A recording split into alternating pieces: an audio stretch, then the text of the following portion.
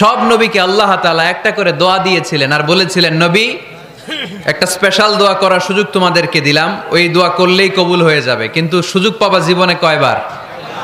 সবাই বলেন কয়বার? সব নবী কয়টা করে পাইছে? সব নবী তাদের দোয়াগুলো দুনিয়াতেই করে ফেলেছে। বিশ্বনবী বলেন, লিকুল্লি নবিয়্যিন দাওয়া মুস্তাজাবা। এ দুনিয়াতে সব নবীদের একটা করে মুস্তাজাবুদ দাওয়া আছে। আল্লাহ বলেছে, ও নবী, একটা করে স্পেশাল দোয়া করার সুযোগ পাবা, দোয়াটা করা মাত্রই কবুল করে নেব। বিশ্বনবী বললেন, এই পৃথিবীর বুকে যত নবী রাসূল দুনিয়ায় এসেছে, সব নবীরা তাদের স্পেশাল দোয়া দুনিয়ায় করে ফেলেছে, ইল্লা আনা, কিন্তু আমি করি নাই। বিশ্বনবী বললেন, ওয়া ইন্নী আখতাবিউ দাওয়াতি শাফাআতান লি উম্মতি ইয়াউমাল কিয়ামাহ। আমি আমার স্পেশাল দোয়াটা করি নাই, আমার স্পেশাল দোয়াটা আমি আমার গুনাহগার উম্মতকে বাঁচানোর জন্য কিয়ামত পর্যন্ত রেখে দিয়েছি। আমরা যেদিন বিপদে পড়ে যাব, যেদিন আমার আব্বা আমারে চিনবে না, আমি আমার আব্বারে চিনব না, নেতা তার কর্মীরে চিনবে না, কর্মী নেতারে চিনবে না, ঠিক কি না? পীর সাহেব মুরিদরে চিনবে না, মুরিদ পীর সাহেবরে চিনবে না, স্বামী তার স্ত্রীরে চিনবে না, স্ত্রী তার স্বামীরে চিনবে না।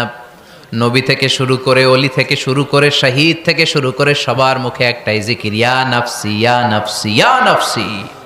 আকাশের সূর্যটা যেদিন মাথার কাছে চলে আসবে, জমিনটা তামার জমিন হয়ে যাবে, সূর্যের তাপে মাথার মগজগুলো ভাতের মাড়ের মতো গলে গলে নাকের ছিদ্র কানের ছিদ্র দিয়ে টপ টপ করে বেয়ে বেয়ে নিচে পড়বে।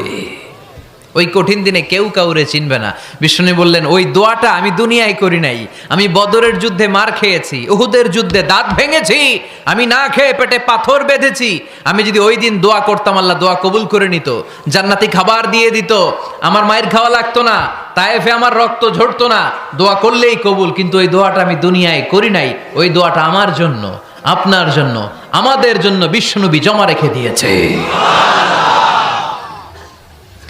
এজন্য বিশ্বনবীর চিন্তা আর আমাদের চিন্তা এক চিন্তা না, বিশ্বনবীর পুরা উম্মতের চিন্তা।